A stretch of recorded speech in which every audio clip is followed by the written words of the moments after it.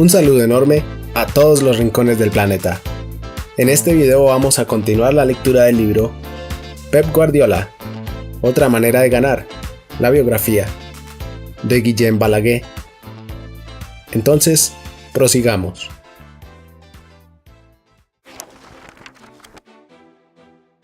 Camp Nou, sala de prensa, tarde del 21 de julio del 2007. No he tenido ninguna otra oferta. Nadie me ha llamado. Por ese motivo le estoy tan agradecido al club, porque para mí es un privilegio poder entrenar al Barça B. Esas fueron las palabras de Pep a los periodistas que se congregaron para su presentación en el Camp Nou aquel día de verano del 2007. La temporada que estaba a punto de empezar se transformó en algo más que un privilegio. Se convirtió en una campaña que definiría las habilidades de Pep como entrenador de fútbol. En aquella rueda de prensa, Joan Laporta, cuya autoridad estaba en entredicho, recuperaba cierto grado de credibilidad con la recuperación para el club del exjugador, símbolo de la institución. Laporta rescataba su prestigio iluminado por el halo de Pep. Bajo su presidencia, el Barça había vuelto a ser una potencia en Europa, campeón de Liga en 2 ocasiones y también de la Liga de Campeones. Pero el paso del tiempo empañó su imagen. Las divisiones internas y acusaciones de algunos de sus excompañeros de junta empezaron a pintar un retrato de un presidente autoritario que había perdido contacto con la realidad. Por supuesto, que la temporada 2006 a 2007 acabara sin títulos tampoco ayudaba. El poder es una cosa extraña, y Laporta era el ejemplo perfecto de cómo éste puede transformar incluso al individuo más idealista. «Toda mi vida he querido ser Guardiola», dijo el dirigente aquella tarde. Cruyff, más a gusto moviendo los hilos desde la sombra, no hizo acto de presencia, a pesar de que había dado el visto bueno al nombramiento del nuevo entrenador. El nivel de riesgo que el club asumía respecto a Guardiola era equivalente a la fama del exjugador, pero a Pep no le asustaba un tropiezo. Su discurso durante su presentación a la prensa, aquella fluida cascada de palabras, no fue sino lo que se había estado repitiendo a sí mismo numerosas veces. En la cama, en la piscina en Doha o paseando por las playas de Pescara, soñando despierto. Como entrenador, no soy nadie. Por eso asumo esta oportunidad con un entusiasmo incontrolable. He venido aquí preparado para ayudar en todo lo que sea necesario. Conozco el club y espero poder contribuir a reforzar la idea de fútbol que todos conocéis a estos jugadores. De hecho, la mejor forma de educarles es hacerles ver que pueden ganar.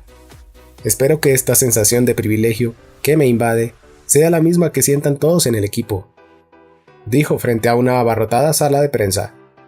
A Guardiola le gusta repetir que su verdadera vocación es enseñar. Sueña con dedicarse a entrenar a niños, a jóvenes que todavía escuchan y quieren aprender, cuando se retire del fútbol profesional. Fue ante una audiencia de jóvenes atentos con ganas de aprender donde dio su primera charla como entrenador, a los pocos días de su presentación. Pep recuerda que para la ocasión eligió una selección de ideas que representaban su filosofía futbolística.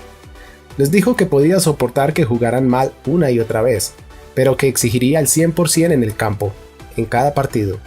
Quería que el equipo se comportara como un grupo de profesionales, ni más ni menos, y que fueran competitivos en todo lo que hicieran. Nuestro objetivo es el ascenso, y para conseguirlo, hemos de ganar, y no lo lograremos sin esfuerzo, alegó. Les señaló que los delanteros necesitarían convertirse en los mejores defensas, y que los defensas tendrían que convertirse en la primera línea de ataque, saliendo desde atrás con el balón controlado, y que, pasara lo que pasase, el estilo de juego no era negociable. Todo el mundo conoce de sobras la filosofía culé, y yo creo en ella, y la siento. Espero ser capaz de transmitirla a todos vosotros. Tenemos que ser ambiciosos para ganar el ascenso. No hay otra forma de conseguir el objetivo. Tenemos que ser capaces de dominar el juego, de dictar lo que ocurre en el campo. El club había recuperado un activo histórico, pero también un entrenador con hambre y con las ideas claras. Pep era útil para la institución, y no solo porque ganaba partidos, sino porque comprendía y aplicaba todo aquello que había aprendido en la Masía, la academia que le había acentuado sus virtudes y moldeado sus defectos. Pep se rodeó de un equipo de ayudantes en los que sabía que podía confiar, un grupo de compañeros que habían sido inseparables desde la época en que se habían conocido en la Masía. Su mano derecha, Tito Vilanova, el fisioterapeuta, Emili Ricard, y el preparador físico, Aureli Altamira. El grupo no tardó en darse cuenta de que la calidad técnica de los jugadores que conformaban el equipo filial nunca estuvo en entredicho. Gracias a los procesos de selección previos, todos los jugadores de la Masía mostraban una técnica superior a la media, fruto de más de 2 décadas priorizando el talento por encima de su condición física. No obstante, Pep se dio cuenta de que, para conseguir que el equipo tuviera éxito, había que añadir intensidad a su juego e incrementar el rendimiento. Por encima de cualquier otra consideración, aprender a ganar.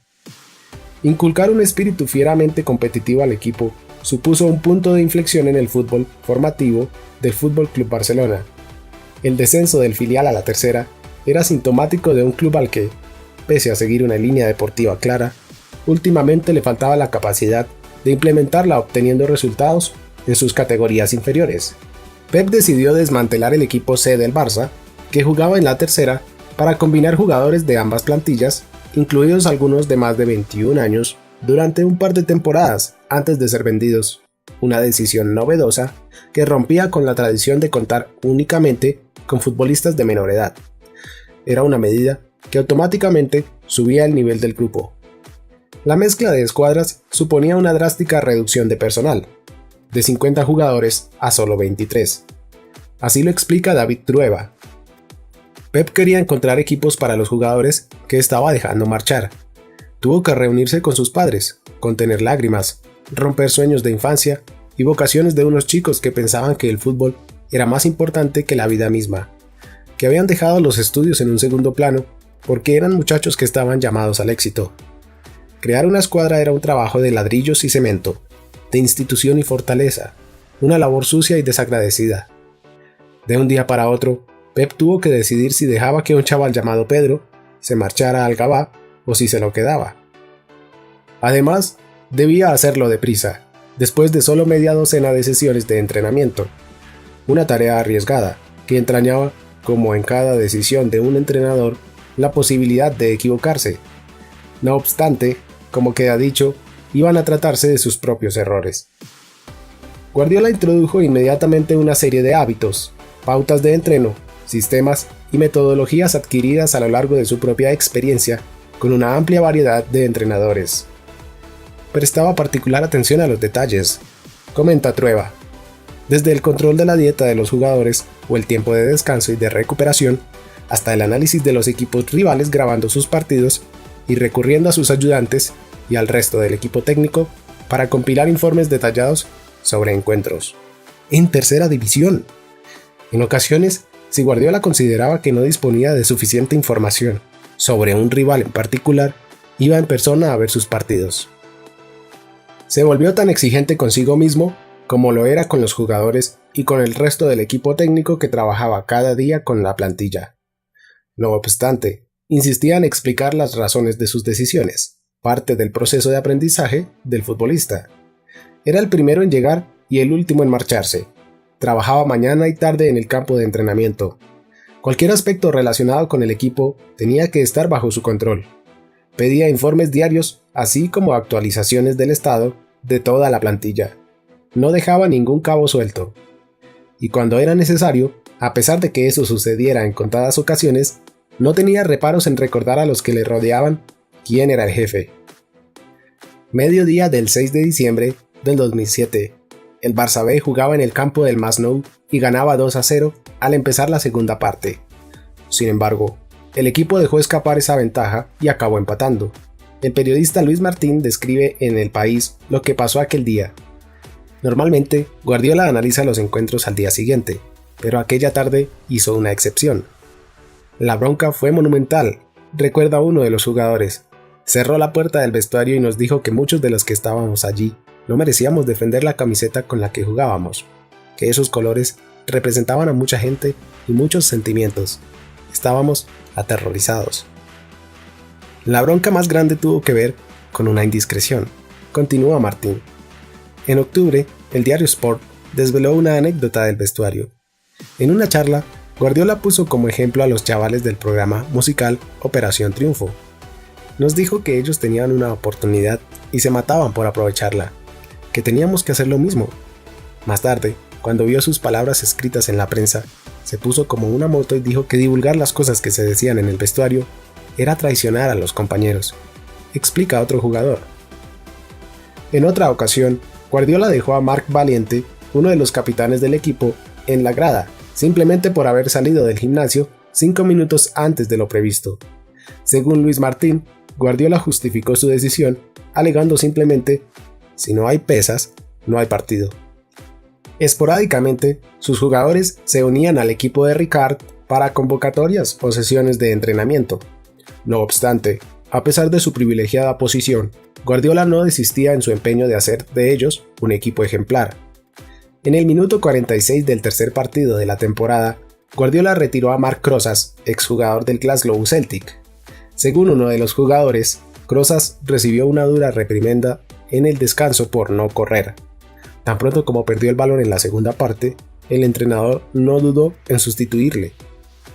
Guardiola era consciente del efecto que su decisión tendría en los jugadores más jóvenes en el Barça B, tal como uno de ellos comenta: vimos cómo hacía eso con un jugador del primer equipo y pensamos, si a él le hace eso, ¿qué nos hará a nosotros? Los jugadores veteranos, en cambio, comprendieron perfectamente la medida. Siempre nos ha usado de ejemplo, reconoce uno de ellos, pero es justo, con nosotros y con los demás. Pep estaba hallando soluciones a los problemas del equipo, confiando en su instinto y experiencia para motivar, inspirar y obtener lo mejor de los canteranos. Cuando el equipo se ganó el derecho a luchar por el ascenso, les dijo: hemos llegado hasta aquí, juntos. Ahora depende de vosotros subir de categoría. Aunque uno de sus métodos de motivación resultó bastante caro. Nos dijo que cada vez que ganáramos 3 partidos seguidos, nos invitaba a comer. Ha pagado 3 comidas. Se ha dejado una fortuna. Recuerda un jugador. Las comidas del equipo no fueron su único gasto. Guardiola también tuvo que pagar multas por 3 tarjetas rojas. De vez en cuando, el Guardiola frío, sosegado y circunspecto, dejaba paso a otro que cohabitaba con él, uno más pasional, menos paciente. No tardó en decidir que en vez de intentar reprimir sus emociones junto a la línea de banda, las expresaría en italiano, para que los jueces de línea no pudieran entender la retahíla de insultos que les lanzaba desde el banquillo. Sus métodos de motivación adoptaban frecuentemente la forma de retos. Cuando Guy Azoulay regresó de su debut con la selección absoluta de Israel, Pep, rememorando algo que una vez Cruyff le dijo a él, desafió al jugador: este fin de semana juegas y tienes que marcar. Azoulay asistió en 2 tantos y marcó el tercero. Nos lo hace mucho, nos pone retos. Si te esfuerzas, tienes premio. Recuerda a otro jugador. Esto no es tercera, es el filial del Barça. Y aquí no juega cualquiera. Les dijo un día a sus futbolistas, tal como Luis Martín cuenta en El País. No obstante, el honor de jugar en el club blaugrana iba más allá de defender la camiseta los días de partido. Pep exigía el máximo rendimiento y el mejor comportamiento en todo momento, tanto dentro como fuera del campo. Prohibió el uso de teléfonos móviles en la ciudad deportiva del Barcelona y en los autocares. Penalizaba a los jugadores con 120 euros si llegaban tarde al entreno, y tenían que respetar a rajatabla el toque de queda de las 12. Si los pillaban infringiendo la norma una vez, 1.500 euros de multa. La segunda vez, la multa ascendía a 3.000 euros. A la tercera, de patitas en la calle. Los días de partidos tenían también su ritual. Se practicaba la estrategia antes del encuentro. Si se jugaba afuera, los jugadores comían en la masía. Si el partido era en el mini estadi, cada uno almorzaba en casa. Una vez, un excompañero le preguntó a Carles Busquets, entrenador de porteros en el filial, qué tal era eso de tener a Guardiola por jefe. Pep respondió: estarías acojonado, sabe lo que hace. De hecho, solo ahora se atreve a admitir que de vez en cuando se escapaba al aparcamiento a fumar un cigarrillo a escondidas, porque Pep les había prohibido fumar cerca del vestuario. Que Guardiola se mostrara impaciente por probarse a sí mismo y su filosofía de juego, 4 divisiones por debajo de la élite, obedecía, entre otras cosas, a su deseo por confirmar una teoría personal. Un equipo de reserva, modesto, es como cualquier otro, y podía servir como la mejor escuela de fútbol. Todos los equipos se comportan, reaccionan y responden del mismo modo, tanto si son superestrellas como si no. Siempre hay un jugador celoso de un compañero, otro que invariablemente llega tarde, el bromista de turno, el obediente que teme los castigos y que está más que dispuesto a transigir, uno callado, otro rebelde. Entrenar al filial fue además una experiencia educativa para el propio Pep al tener que preparar a la plantilla para un rival distinto cada vez. Algunos juegan de forma ofensiva, otros le esperaban en su propia área y contraatacaban. Trabajar con el Barça B le brindó a Guardiola la oportunidad perfecta para buscar y encontrar soluciones a la clase de problemas que encontraría en un equipo con un perfil superior. Además, le permitió hacerlo lejos de los focos y del asedio de los medios de comunicación. Al mismo tiempo, Pep era lo bastante humilde como para reconocer que no gozaba de suficiente experiencia en determinadas áreas, sobre todo en aspectos defensivos. Su amigo y entrenador, Juan Malillo, veía todos los partidos del segundo equipo del Barça, y al finalizar, Guardiola le llamaba para plantearle dudas sobre el uso del espacio por parte de sus jugadores, por el comportamiento de los que no habían tocado el balón, por la resolución de la estrategia. Rodolphe Borrell, hoy en el Liverpool FC, era en esa época entrenador de una de las categorías de fútbol formativo en el Barcelona, y todas las semanas Guardiola acudía a sus sesiones de entrenamiento para observar y aprender de sus conceptos defensivos y de estrategia. El entusiasmo de Pep era contagioso, y su presencia significaba un soplo de aire fresco en la ciudad deportiva del Barça. Además, Pep también otorgó al filial cierto grado de credibilidad. Después de todo, si Guardiola estaba involucrado en el proyecto, todo tenía más peso, más trascendencia, y esa seriedad se trasladó a todas las áreas de la cantera. Si el Barça B había recibido hasta entonces un trato negligente, la influencia de Guardiola consiguió transformar su imagen, sacudiéndole las telarañas y elevando su perfil a la vez que introducía un régimen de profesionalidad inexistente incluso en el primer equipo. Especialmente en el primer equipo. El filial podría haber continuado siendo un simple taller en el patio trasero del club, pero Guardiola estaba decidido a conseguir que marcara la pauta. Perdieron su primer amistoso con Pep como entrenador contra el Banyoles, en un pequeño campo con césped artificial. Esta derrota y un tambaleante inicio en la competición fueron suficientes para que los medios de comunicación empezaran a disparar sus primeras balas disidentes. Guardiola tenía más estilo que fuerza, escribió un periodista. De pronto se convirtió en un cliché decir que Pep, quien como jugador leía y distribuía copias de los puentes de Madison a sus compañeros del Dream Team, no tendría fuerza y autoridad suficientes como para modelar a un equipo ganador en las canchas de césped artificial y un tanto descuidadas de los campos de tercera división. Pep fue a ver a Johan Cruyff poco después de algunos resultados adversos, unas visitas que repetiría con frecuencia a partir de entonces, cada vez que necesitaba consejo. «Tengo un problema», le dijo a su mentor. «Estoy con unos chicos a los que no sé si puedo controlar. No escuchan lo que les digo, y eso afecta al modo en que el resto de la plantilla recibe mis mensajes. El problema es que se trata de dos de los líderes del vestuario, que además son los mejores jugadores. Sin ellos, en la plantilla, perderé». La respuesta de Cruyff fue tajante. «Deshazte de ellos. Posiblemente perderás 1 o 2 partidos, pero luego empezarás a ganar, y lo harás sin esos 2 cabrones». Pep se deshizo de los dos, estableciendo de ese modo su autoridad en el vestuario y enviando un claro mensaje al resto. El equipo empezó a jugar mejor y a ganar, especialmente después de que Pep fichara a Chico, del Cádiz, y hoy en el Swansea, un jugador identificado por Tito Vilanova como el defensa central que necesitaba el equipo. La alineación del filial incluía a Pedro, y en la segunda mitad de la temporada, habitualmente a Sergio Busquets, quien se abrió camino desde el banquillo para convertirse en el mejor jugador de la temporada. 2 años después, se convertirían en campeones del mundo.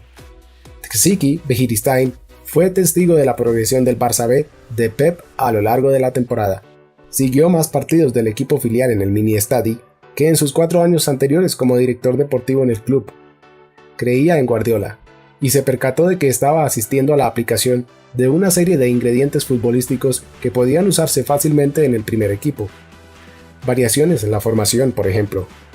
En lugar de jugar según el sistema más común en el Barcelona, 4-3-3, algunas veces Pep recurría a un 3-4-3 que apenas se había visto desde los días del Dream Team y posteriormente, solo en contadas ocasiones, con Van Gaal.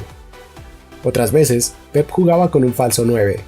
Incluso a veces utilizaba a Busquets, un centrocampista, como ariete por delante de 3 mediapuntas. Esa actitud extrema de Pep desde la banda, corrigiendo constantemente, sin parar de gesticular, tratando cada partido como si fuera el último, centrado en su trabajo, apasionado, así como su comportamiento fuera del campo, encargándose de que todos los miembros del equipo comieran juntos, analizando minuciosamente los partidos y a los jugadores rivales, algo nunca visto en esa época en tercera división, sugerían que era un líder, un entrenador capacitado para entrenar a cualquier nivel, a cualquier equipo. A medida que avanzaban los meses, Txiki se iba convenciendo de que cualquier táctica, cualquier análisis de Pep podía, si era necesario, aplicarse al primer equipo. El Barça B terminó la temporada como campeón de la liga, lo que le permitió jugar los playoffs de ascenso a Segunda División B. La gente empezó a fijarse en los logros de Guardiola, no solo en el club, donde Pep estaba adquiriendo rápidamente una creciente legión de admiradores, sino más allá de las fronteras del Barcelona. Juan Malillo era uno de ellos. Lo que Pep consiguió con el Barça B es todavía más meritorio que lo que hizo más tarde con el primer equipo. Solo hay que ver cómo jugaba el equipo al principio de la temporada, con jugadores terrestres, de carne y hueso, y cómo acabaron jugando al final. El grupo progresó como unidad, pero también lo hizo cada jugador de forma individual. Todavía me río cuando recuerdo que decían que era demasiado inexperto para asumir el control del Barça B, y mucho menos del primer equipo. Y cómo no, mientras todo esto sucedía, mientras el Barça B mejoraba y se comportaba como una plantilla profesional, el primer equipo estaba sufriendo un declive inexorable, y el club empezó a buscar un reemplazo para Ricard. Asientos delanteros del avión que llevaba al primer equipo a China, verano del 2007. Para el equipo de Ricard, la temporada 2007 a 2008, que estaba siendo testigo de una revolución en el filial, había empezado de forma alarmante, muy similar a la campaña anterior, que había acabado sin títulos. Las críticas llegaban desde diferentes sectores, y a medida que fue avanzando la temporada, el entrenador fue perdiendo gradualmente el respeto en el vestuario. Entretanto, Ronaldinho se estaba volviendo cada vez más introvertido y ya no aceptaba órdenes de nadie. Detrás de los partes médicos que declaraban que el jugador sufría una gastroenteritis, el club empezó a ocultar sus ausencias en las sesiones de entrenamiento. A mitad de temporada, Ronaldinho había estado más veces en el gimnasio o indispuesto que entrenando. Como explica Lluís Canut en su retrato de aquella época en Els Secrets del Barça, a menudo el brasileño llegaba al vestuario con la misma ropa del día anterior, después de haber estado toda la noche de juerga. Frecuentemente, durante el entreno, se le podía ver durmiendo en una camilla de masaje en alguna de las salas a oscuras. Para empeorar más las cosas, la relación que mantenía Ronaldinho con una de las hijas de Ricard acabó por ser de dominio público. En más de una ocasión, Deco se presentó al entrenamiento sin haber dormido porque había tenido que llevar a su hijo enfermo al hospital. Aunque dar prioridad a la salud de su familia sobre su trabajo quizá no fuera el mayor de los pecados, su separación, uno de los 10 divorcios que vivió la plantilla por aquel entonces, no le ayudaba a estar centrado en su profesión. Rafa Márquez también se escapaba a menudo después de entrenar para ir a ver a su novia, J.D. Mitchell, y se quedaba a dormir con ella, lo cual no habría supuesto ningún problema de no ser porque J.D. vivía en Madrid. Thiago Motta se montó tal farra en una ocasión que una noche acabó por convertirse en 2, y el club tuvo que, literalmente, enviar a un equipo de salvamento a descubrir su paradero. En esa ocasión, el brasileño no escapó al castigo, convirtiéndose de ese modo en cabeza de turco de otro jugador que se estaba ganando una reputación por sus habilidades con la samba, Ronaldinho. Tras perder 0-1 frente al Real Madrid en el Camp Nou, el Barcelona se colocó 7 puntos por detrás de los madridistas, que lideraban la tabla de clasificación. Había transcurrido solamente media temporada, pero en la junta directiva empezaba a triunfar la idea de que era necesario un cambio, medidas drásticas, que lo mejor era prescindir de los jugadores indisciplinados, Ronaldinho, Deco y Eto'o, y ceder el control del vestuario a una generación más joven, más aguerrida, más ambiciosa, liderada por Lionel Messi. También se dudaba de Ricard para dirigir el nuevo orden de cosas. El presidente era ya el único que apoyaba al técnico holandés tanto en público como en privado. Extraoficialmente, Guardiola estaba al corriente de la situación, informado por varios jugadores del primer equipo y algunos aliados de Laporta. Un amigo incluso le comentó a Pep en octubre que la posibilidad de nombrarle entrenador del primer equipo se consideraba entre bambalinas. Tu nombre no ha salido oficialmente en la reunión de la junta, y yo nunca he dicho nada.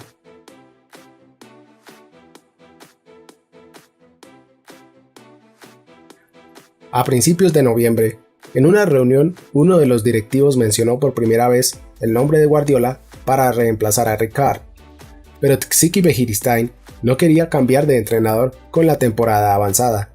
Demasiada responsabilidad para un entrenador relativamente inexperto. No todos se mostraron de acuerdo con Txiki. Johan Cruyff estaba convencido de que no había otra salida y que el cambio era obligado. ¿Para qué perder el tiempo? Después de descartar a Marco van Basten, que estaba a punto de firmar un contrato con el Ajax, Cruyff se reunió con Txiki para hablar del potencial de Pep. A continuación, el exentrenador del Dream Team fue al mini estadio. Quería ver a Guardiola en directo, descubrir de primera mano qué estaba haciendo con el Barça B. Después de almorzar con él, envió un mensaje. A Laporta. Pep está listo. Tiene una visión del fútbol absolutamente clara. El presidente no estaba totalmente seguro. A pesar de todas las evidencias, todavía creía, esperaba, que Ricard pudiera reaccionar y reflotar la magia de Ronaldinho y compañía.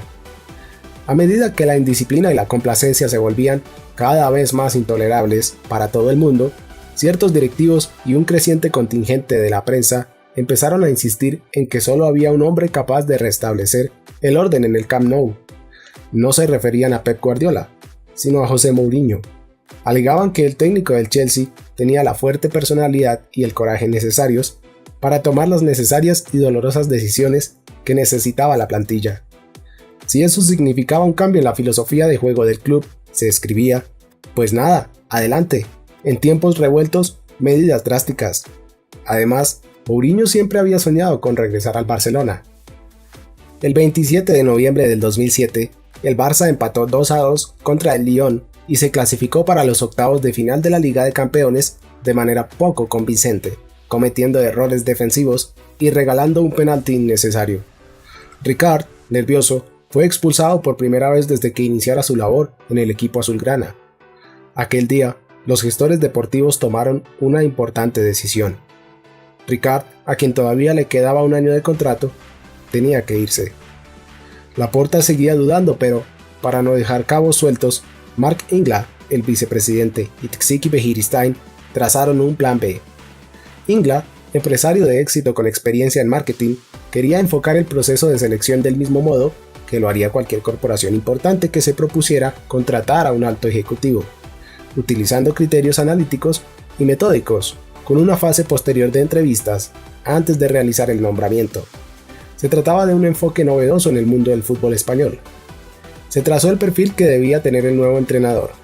Tal como Luis Martín detalló en El País, el candidato tenía que respetar el estilo de juego heredado de Ricard, fomentar el valor de trabajo y la solidaridad, la individualidad al servicio del equipo, gestionar de cerca las actividades que afectaran al rendimiento, supervisar el trabajo de cantera, enfatizar el trabajo físico en la preparación y la recuperación, realizar una gestión activa del vestuario, poseer conocimientos de la liga, del club y de su entorno, así como ser respetuoso con el rival.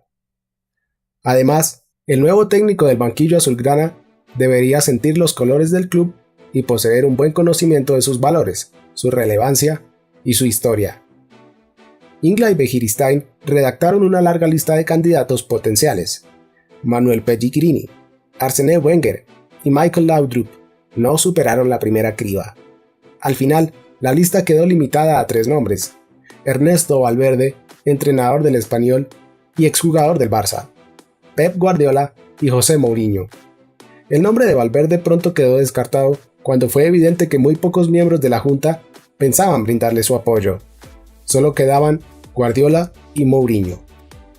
Uno carecía de experiencia, pero estaba obrando milagros en el filial azulgrana y era un culé declarado. En cuanto al segundo, quizá por sus venas no corriera el ADN del club, pero había crecido en el Barcelona y cumplía con el resto de los requisitos. Además contaba con el apoyo de varios miembros importantes de la Junta, incluyendo a otro empresario, Ferran Soriano, vicepresidente económico del club y hoy director ejecutivo del Manchester City, que en aquella época admitió en privado: la marca Mou, sumada a la marca Barça, proporcionan al producto un reclamo de enorme potencial.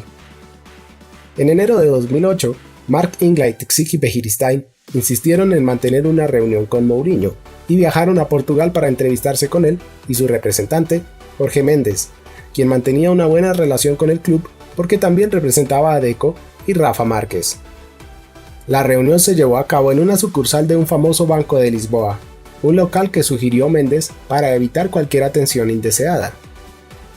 El vuelo de Txiki se retrasó y cuando llegó, vio que Ingla ya había empezado la reunión con el representante portugués y José Mourinho. Este entregó a los directivos del Barça un lápiz de memoria que contenía un resumen de su proyecto deportivo y estratégico para el Barça. El informe revelaba cómo pensaba evolucionar su clásico 4-3-3 usando un medio campo diferente, similar al que Mourinho había dejado como herencia en el Chelsea, con jugadores como Essien, Makelele y Lampard. También incluía una lista de fichajes potenciales y los nombres de los que sobraban en la plantilla de entonces. Mourinho incluso había perfilado una breve lista de candidatos que consideraba ideales para asistirle: Luis Enrique, Sergi Barjuan, Albert Ferrer e incluso Pep Guardiola. Quedaba claro que Mourinho conocía al dedillo el club azulgrana. Su ayudante André Villas-Boas, visitante habitual del Camp Nou, había recopilado detallados informes que le sirvieron para intentar vender su idea. Mourinho dijo a los enviados del Barça que sentía la tensión creada entre el Chelsea y los azulgranas tras varios enfrentamientos entre ambos clubes en la Liga de Campeones, pero que determinadas reacciones suyas ante los medios de comunicación eran un mal necesario, un factor vital en el engranaje psicológico que él usaba para ganar partidos de fútbol. Mourinho explicó cómo, para él, un partido empieza y frecuentemente termina en la sala de prensa. Era la primera vez que Ingla y Begiristain se sentaban cara a cara con José Mourinho, y los dos se quedaron impresionados por su carisma y su clara metodología futbolística. Regresaron a Barcelona con una impresión positiva, a pesar de las condiciones financieras de Mourinho. Quería un contrato de 2 años, 9 millones de euros por temporada y 1 millón de euros para cada uno de sus ayudantes. Pero entre los directivos se volvía siempre al asunto de los medios. No les acababa de encajar que Mourinho continuara librando sus batallas de guerra psicológica tanto dentro como fuera del terreno de juego. Estaban indecisos. Les gustaba Mourinho cara a cara, pero les inquietaba su doble personalidad. Les costaba comprender cómo podía ser una persona tan encantadora en privado y que, al mismo tiempo, no le importara cultivar una imagen pública irrespetuosa si consideraba que era la forma correcta de luchar por su equipo. Recordaban claramente sus injustas denuncias contra Frank Rijkaard. Acusó al entrenador del Barça de entrar durante el descanso en el Camp Nou en el vestuario del árbitro Anders Frisk en el partido de ida de los octavos de final de la Champions, que el Chelsea perdió por 2-1. A pesar de las buenas sensaciones, Begiristain pronto llegó a la conclusión de que Guardiola era el hombre idóneo para el puesto, y gradualmente consiguió convencer al resto de sus compañeros, incluido Mark Ingla, de que la inexperiencia de Pep no supondría ningún obstáculo. Algunos no necesitaban ser convencidos. Johan Cruyff nunca había querido a Mourinho en el club, y el viejo amigo de Pep y vocal de la junta directiva, Evarist Murtra, tampoco dudaba de Guardiola. Entonces sucedió algo que dio el golpe de gracia a la candidatura de Mourinho. Los círculos más cercanos del entrenador luso filtraron la noticia de la reunión en Lisboa. Eso le proporcionó al Barça la excusa perfecta para descartarlo definitivamente. De todos modos, no fue una decisión sencilla. Tal y como Ingla admite ahora, no estábamos totalmente decididos a descartar a Mou como entrenador del Barça. El portugués, después de esperar una propuesta por parte del Barcelona que nunca llegó, firmó aquel verano un contrato con el Inter de Milán. Txiki, apoyado por José Ramón Alexanco, director de la cantera del Barça, comunicó al resto del equipo directivo que su primera elección era Pep. Les expliqué por qué quería a Guardiola, en lugar de por qué no quería a otro entrenador. Recuerda Begiristain. Aclaró a la junta que era consciente de los riesgos que comportaba la breve experiencia de Pep como entrenador, pero que, como célebre exjugador del Barça y capitán, comprendía al club y a los jugadores mejor que nadie. Txiki también les explicó que Guardiola sabía cómo tratar con los medios de comunicación, que comprendía la mentalidad catalana y que era capaz de hacer frente a disputas internas y públicas. Y por si eso no fuera suficiente, todas las señales indicaban que iba a terminar por convertirse en un extraordinario entrenador. Txiki, seguro de que finalmente la junta directiva lo respaldaría, incluso le comentó a Ricard que Mourinho no sería el siguiente entrenador, tal como habían pronosticado los medios de comunicación, y que se quedaría muy sorprendido cuando descubriera de quién se trataba. En marzo de 2008, el Fútbol Club Barcelona y los miembros clave de la junta directiva habían tomado una decisión. Ricard tenía que irse, y el reemplazo ideal estaba justo delante de sus narices. Guardiola iba a ser el elegido. Ahora solo quedaba convencer a Laporta, el presidente. A partir del mes de enero de aquella temporada, Joan Laporta acompañó a Txiki y a Johan Cruyff a ver varios partidos del segundo equipo azulgrana. Pep notaba todas las miradas puestas en él, pero ni siquiera él mismo tenía la certeza de ser la mejor solución para el primer equipo. De hecho, después de ver cómo el Barça vencía merecidamente por 2-3 al Celtic en Glasgow, en un partido de Champions celebrado en febrero, en una gran demostración de poderío y clase, en un campo que hacía años que no veía una derrota local, Pep se preguntó si aquello no sería un punto de inflexión para el equipo de Ricard. Así lo expuso a varias personas cercanas a la directiva del Barça. Creía sinceramente que el grupo estaba recuperando su mejor juego y que debían seguir con el entrenador holandés. Pero poco después, Deco y Messi se lesionaron y el equipo empezó a decaer de nuevo. Entonces sucedió lo impensable, la peor pesadilla para cualquier seguidor y jugador del Barça. El destino quiso que el primer partido después de que el Real Madrid se proclamara matemáticamente campeón de liga fuera contra su eterno rival. Eso significaba que los jugadores del Barça tendrían que soportar una última humillación y hacer el pasillo al equipo blanco ante un Bernabéu extasiado. En un acto que fue interpretado como un abandono a sus compañeros de equipo, Deco y Eto'o vieron la posibilidad de saltarse el viaje a Madrid al recibir una cuestionable tarjeta amarilla en el partido previo contra el Valencia, la quinta en la temporada, con su consiguiente partido de suspensión. No engañaron a nadie. Los jugadores de más calado en el equipo, los talentos de la cantera azulgrana, dijeron basta. Querían un cambio, querían a Guardiola, savia nueva, abrir las ventanas, airear el ambiente. En varias ocasiones, algunos futbolistas veteranos llegaron a hablar con Joan Laporta para explicarle la insostenible situación en el vestuario. La intervención de dichos jugadores en el día a día del club ayudó a evitar que el grupo se desmoronara. Junto con Puyol y Xavi, jugadores como Iniesta, Valdés e incluso Messi asumieron mucha responsabilidad y trabajaron duro para restablecer el orgullo y el orden. Fue un momento significativo en la carrera y el desarrollo profesional de Lionel Messi, que había empezado en el primer equipo con la fama de ser el protegido de Ronaldinho. Pero a medida que el brasileño se tornaba cada vez más caprichoso, Messi evitó la amenaza de ser arrastrado por la misma corriente destructora y buscó mentores más responsables, como Xavi y Puyol. Una elección acertada. Guardiola no podía evitar ser testigo de la profundidad real del desorden en el primer equipo. Era consciente de la situación, estaba informado por los jugadores veteranos y algunas evidencias del caos empezaron a filtrarse a la prensa. Al final, también Pep llegó a la conclusión de que el Barça necesitaba un cambio el día en que el filial jugó un partido a puerta cerrada contra el primer equipo. Guardiola descubrió a Ricard fumando un cigarrillo, uno de sus hábitos. Ronaldinho fue reemplazado a los 10 minutos. Deco acusaba un gran cansancio, y los jugadores del Barça B, todavía en tercera división, estaban mareando a los mayores. Uno de los ayudantes de Ricard se acercó a Guardiola y le pidió que ordenara a sus jugadores que bajaran un poco el ritmo.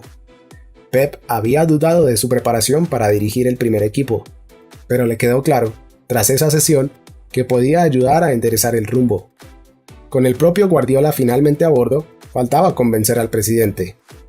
Joan Laporta mantenía su lealtad a Ricard y a los cracks que le habían proporcionado tantas alegrías, la culminación de un sueño en la final de la Liga de Campeones en París unos años antes, la segunda Copa de Europa para la institución. Quería ser recordado como un presidente que había conservado la fe en un solo entrenador durante todo su mandato. Además, tenía un comprensible temor de ceder el control de uno de los clubes más importantes del mundo a un hombre cuya experiencia como entrenador se limitaba a 8 meses con un equipo que competía 4 divisiones por debajo. Aunque Laporta sabía que el resto de la junta mostraba su apoyo al neófito, tenía por otro lado defensores de José Mourinho, amigos y periodistas que le recomendaban ignorar la propuesta de Txiki. No lo hagas, Joan, es un suicidio, un verdadero disparate, le decían. Además, en una ciudad como Barcelona, donde las influencias políticas son tan importantes, se daba la circunstancia de que Pep había apoyado a su rival en las elecciones del 2003. Pocas cosas se olvidan en el Camp Nou, y menos una traición parecida. Aún así, el presidente finalmente cedió y aceptó invitar a Pep a cenar para hablar del futuro. En febrero de 2008, Laporta y Guardiola se reunieron en el restaurante Drolma del Hotel Majestic, en el centro de Barcelona, un local con una estrella Michelin que se convertiría en el escenario de uno de los momentos decisivos en la historia del club.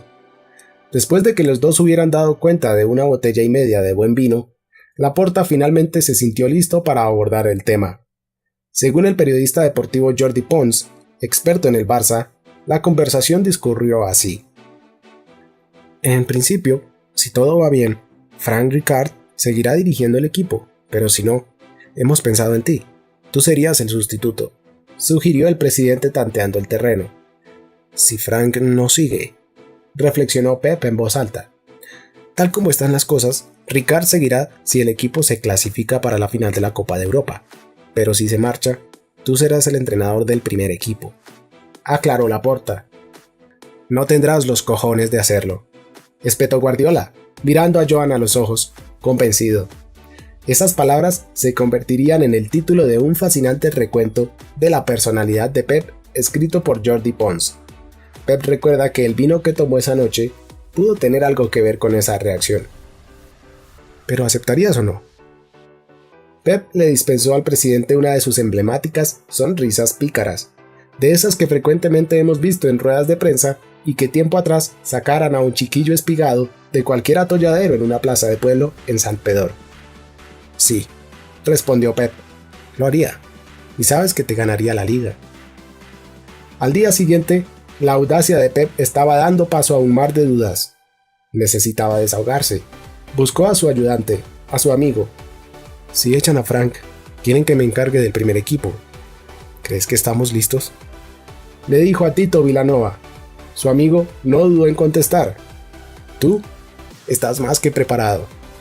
Tal y como le había dicho a Guardiola durante la cena, Laporta le presentó a Rijkaard un ultimátum. Necesitaba ganar la Copa de Europa para salvar su puesto en el Barça. En ese momento, el holandés, que ya sabía que Pep era el elegido para reemplazarle, respondió con un gesto generoso que ilustra perfectamente por qué se ganó el amor y respeto de tantos, incluyendo a su presidente. Rijkaard sugirió que, por el bien del club, sería una gran idea incluir inmediatamente a Pep en el cuerpo técnico del primer equipo para suavizar la transición y preparar la siguiente temporada. Pero Pep prefirió quedarse a terminar su trabajo con el Barça B. Mientras tanto, Ingla y Txiki trazaron un plan para lo que restaba de temporada.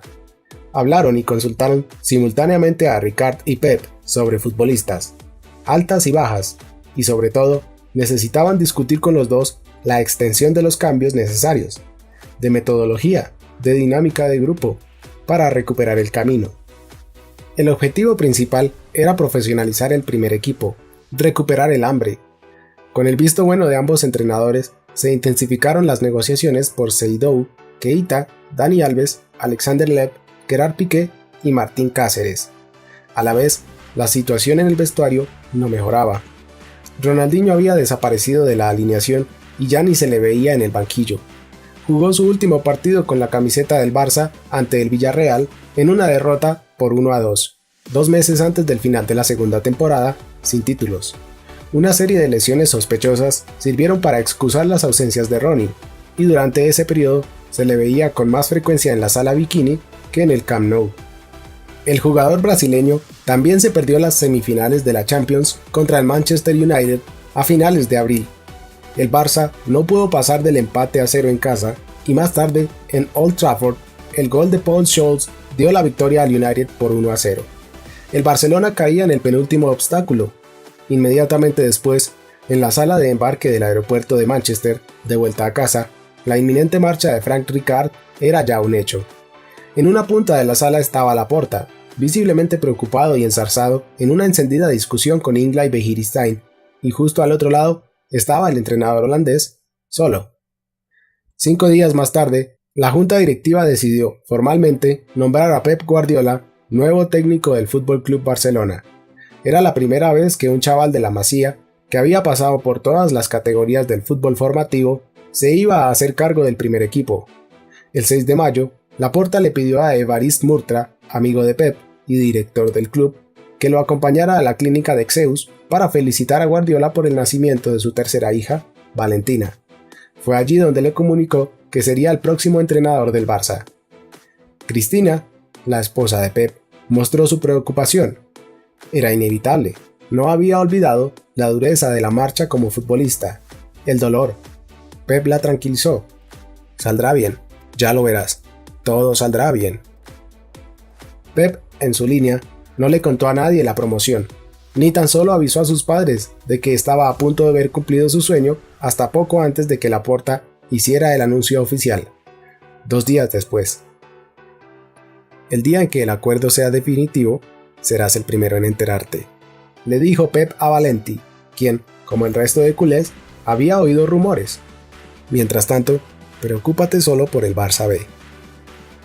El 8 de mayo de 2008, con la temporada todavía inacabada para Rijkaard, pero con el visto bueno del holandés, Laporta lanzó un comunicado oficial. Josep Guardiola y Sala sería el nuevo entrenador del primer equipo. Fue a la mañana siguiente de haber hecho el pasillo al Real Madrid en el Bernabéu. Se lo hemos propuesto por sus conocimientos futbolísticos, explicó Laporta a la prensa. Sabe mucho sobre este club y es un fan absoluto del juego de ataque. De hecho, Pep encarna la esencia del Dream Team. Tiene talento, pero a la vez es educado, siempre alerta, con una curiosidad insaciable. Siempre está pensando en el fútbol, el estilo que siempre nos ha gustado en el Barça. Curiosamente, Pep no estuvo siquiera presente en la rueda de prensa de Laporta, y el club había anunciado públicamente el contrato con el nuevo entrenador sin haber ultimado los detalles de la negociación. No es que la cuestión económica fuera a suponer un problema entre Guardiola y el Camp Nou. Le habían ofrecido un contrato de 2 años y él había aceptado. Su representante, Josep María Orbit, intentó negociar un tercer año y un bono único por ganar los 3 títulos más importantes, pero no llegaron a un acuerdo. Esa decisión le iba a salir cara al Barcelona. Hagas lo que hagas, será bueno para mí, le comentó Pep a su representante. Él solo quería un acuerdo justo, y estuvo de acuerdo en cobrar una modesta cantidad fija más variables. De hecho, sin los extras, se iba a convertir en el 4º entrenador peor pagado de la liga. ¿Qué más da? Si lo hago bien, me recompensarán. Si no lo hago bien, no seré bueno para ellos. En ese caso, me iré a casa y me dedicaré a jugar al golf, le dijo Pep a Orbit. La presentación oficial a los medios de comunicación se iba a realizar en junio, con la temporada finalizada. Esta vez con Guardiola presente. Había que concluir primero el trabajo iniciado con el Barça B. El filial había conseguido ganar 1-0 al Europa en casa, en el último partido de liga, y se proclamó campeón del grupo quinto de la tercera división, pero todavía necesitaba afianzar una plaza en la segunda división B a través de los playoffs. Tras superar de forma impresionante 2 eliminatorias ante el Castillo en Gran Canaria y el Barbastro, el ascenso estaba asegurado. El 17 de junio, en la Sala París del Camp Nou, Pep Guardiola, con 37 años, fue oficialmente presentado como el nuevo entrenador del Fútbol Club Barcelona. De camino hacia la sala, un Pep confiado volvió a repetir a un Laporta nervioso: «Relájate, estás haciendo lo correcto, ganaremos la liga». El presidente tenía motivos de sobra para estar preocupado. A pesar de la absoluta seguridad de Guardiola, A pesar de la fe depositada en el nuevo entrenador por los cerebros privilegiados del club, la apuesta era considerable, entrañaba bastante riesgo y eran tiempos difíciles para el presidente de una institución que parecía estancada. El conjunto que había deslumbrado a Europa un par de años antes se había derrumbado espectacularmente y necesitaba una reforma total. Era necesario adoptar decisiones valientes sobre algunas de las figuras más grandes del fútbol, y la popularidad de Laporta, con toda seguridad, se iba a resentir, y ya estaba bajo mínimos. El club vivía en un estado eterno de confusión. Nada parecía funcionar. Incluso otras secciones deportivas, como el baloncesto y el balonmano, estaban fallando. El equipo de fútbol terminó 18 puntos por detrás del Madrid en la liga y Laporta no pudo frenar una moción de censura en verano. La afición parecía cansada de su estilo arrogante. El 60% de los 39.389 votos mostraron su desacuerdo con el presidente, pero la moción no prosperó porque no se alcanzó la necesaria mayoría de 2/3 fijada por los estatutos del club. Así que Laporta no dimitió, sobrevivió por los pelos. Aquel verano, casi nadie fuera del club confiaba en Pep, ni en el equipo. Recuerda ahora a Gerard Piqué, uno de los primeros fichajes de Guardiola. Los diarios llenaban páginas con opiniones negativas sobre el controvertido nombramiento de Pep. Según el consenso general, era demasiado pronto para él. Sin lugar a dudas, el nuevo entrenador no tenía la suficiente experiencia. Era un riesgo. Era un sí, pero no. Una temeridad. Una vez más, ni el Barça ni Pep Guardiola procedían ajustándose a parámetros tradicionales.